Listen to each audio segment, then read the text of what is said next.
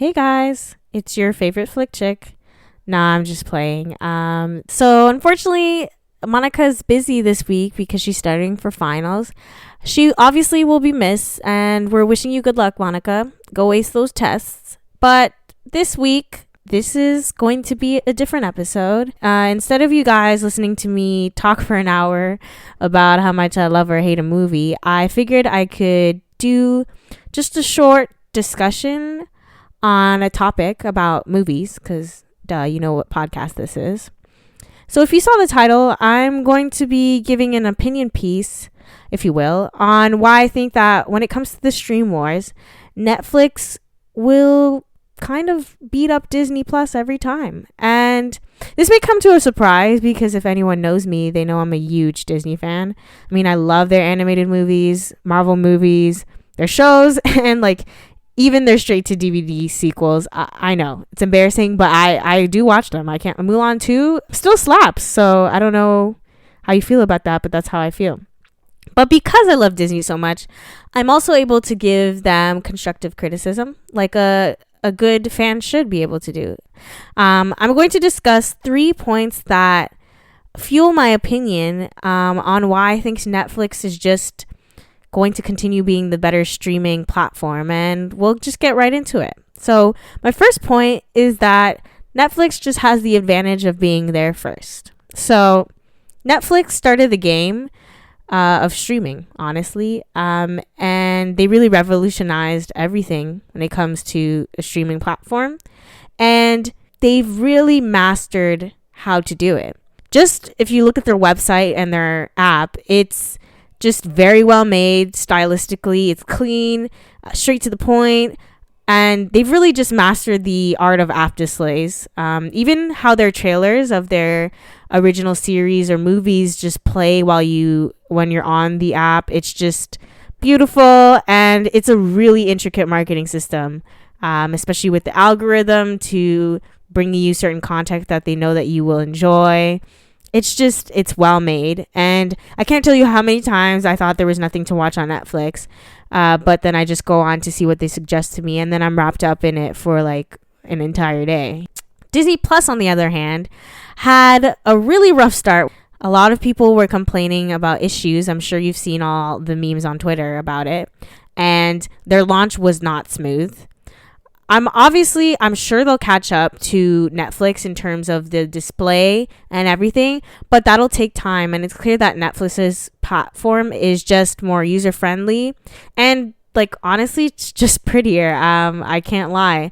I think that the Netflix platform really does a lot of beautiful things with its posters, the long shots for your phone, like the vertical shots other than the horizontal shots.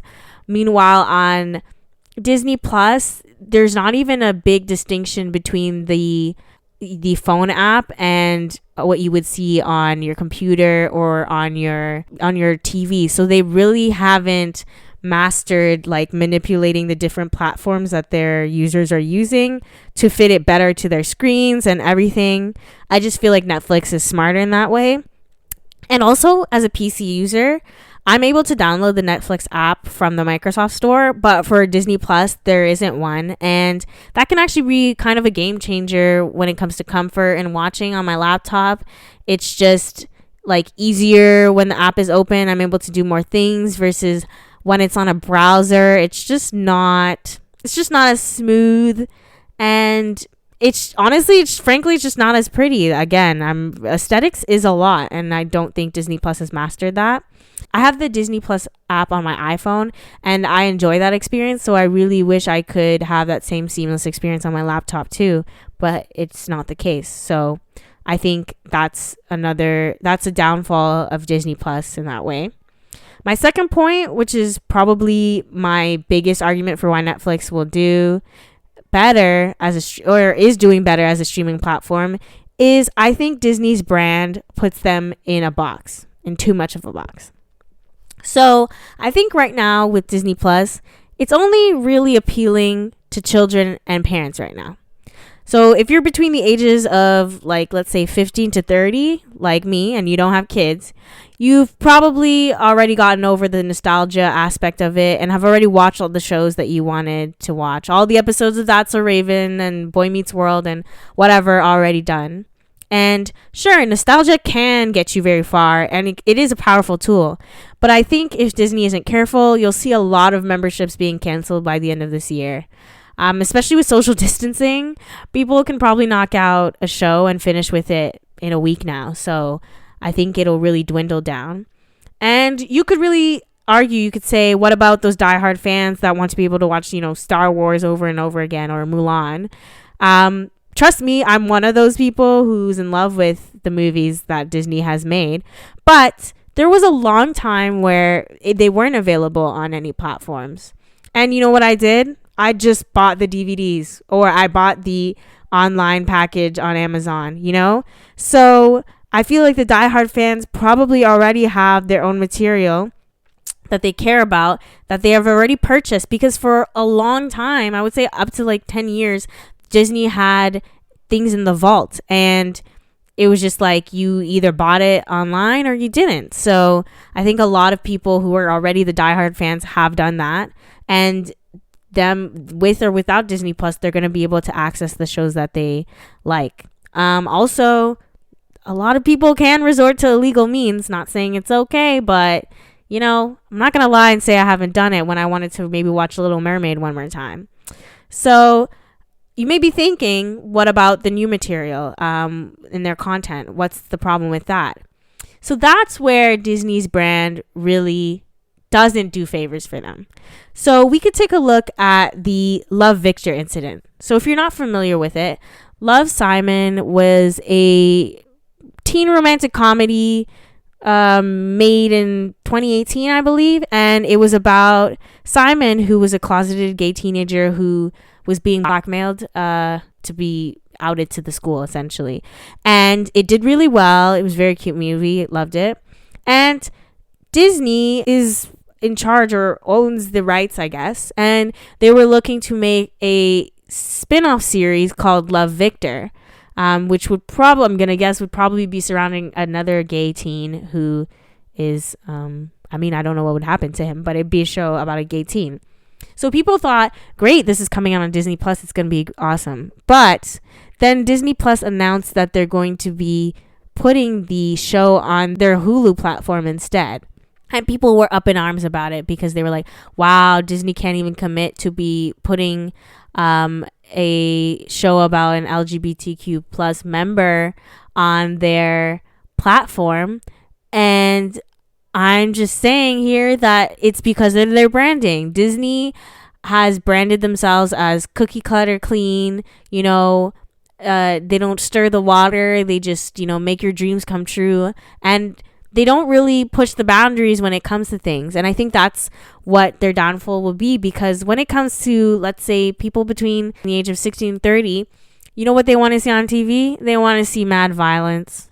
They want to see sex. They want to see all those good things. And Disney Plus will not be able to commit to that, I don't believe, because of their brand. Even with the shows, the more adult stuff that they have, like Marvel and Star Wars, there still isn't gruesome, violence or death that's happening. Versus Netflix is able to do whatever they want. They are able to make little kiddie shows and show them to children, but they're also able to make shows like Sex Education or, Schitt's Creek and other things like that really push the boundaries and that can appeal to other audience members.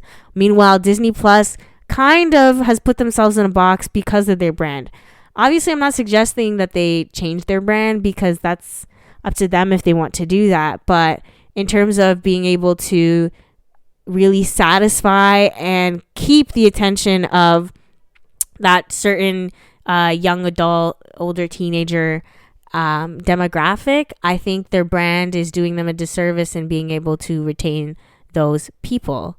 I think a lot of people around that age will probably finish with the nostalgia part and then quickly cancel their membership and be like, you know what, maybe if next month I feel like I want to watch a bunch of these Disney movies, I'll just pay.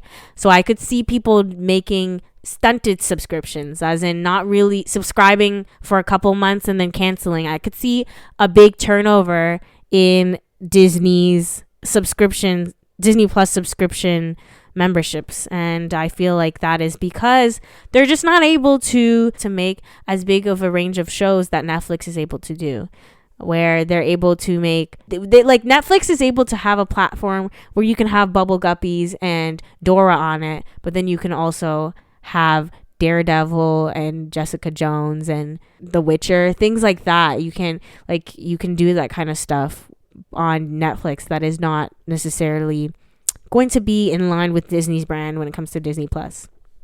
My last point is that Netflix has committed to streaming, because they're the mother of streaming, and that creates exclusivity that Disney Plus doesn't necessarily have. So when a new Netflix show comes out or Netflix movie, where does it go? On Netflix. And if you don't have Netflix, you can't legally watch it. It's pretty simple. If a new Disney movie comes out, though, you could catch it on Disney Plus, sure, but you'd probably have to wait a couple months after its theater release. That lack of exclusivity and incentive for one to have Disney Plus is present. So if I really want to see the new Marvel movie that came out, I'm going to go see it in theaters. Do I need Disney Plus to be able to do that? No. And I feel like that lack of exclusivity is going to deter people away from it, because the diehard fans are going to go see it in theaters. People are going to want that theater experience. They're going to go see it. For example, if a new animated movie comes out, parents are going to want to go bring their kids to the movie theater because it's entertaining, can do a lot of stuff, especially if their kids are older. It makes a whole event out of it. So they're probably less likely to necessarily need Disney Plus to go watch the content that they have, versus Netflix has that sort of exclusivity where it's like, if I want to watch this show, this movie, I need to have Netflix. There's not really any way around it unless, again, you go to a legal means. So I feel that we could say that maybe a good 70% of the movies that Disney will produce will be released on other platforms before Disney Plus, and that wait time could really deter people from it. And I think that puts a lot of pressure on their shows that they will be making to be massively successful, to keep their users hooked, because they are not able to form exclusivity when it comes to their movies.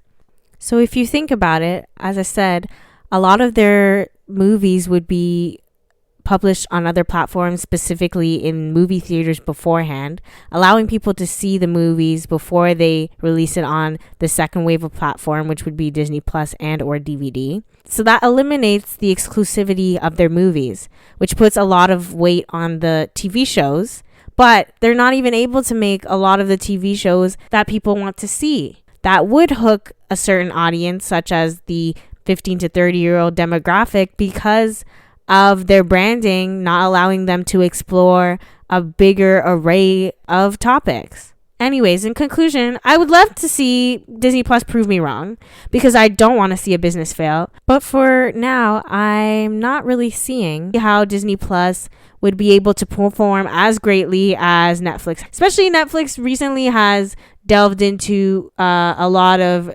reality TV now, which is able to bring them a completely other demographic, which I don't think that Disney Plus would be able to do. Again, shows like Love is Blind, Too Hot to Handle, things like that, Disney could never, because they wouldn't be able to approach the subjects that are discussed on the shows. And I think that it's just not looking good for Disney Plus right now.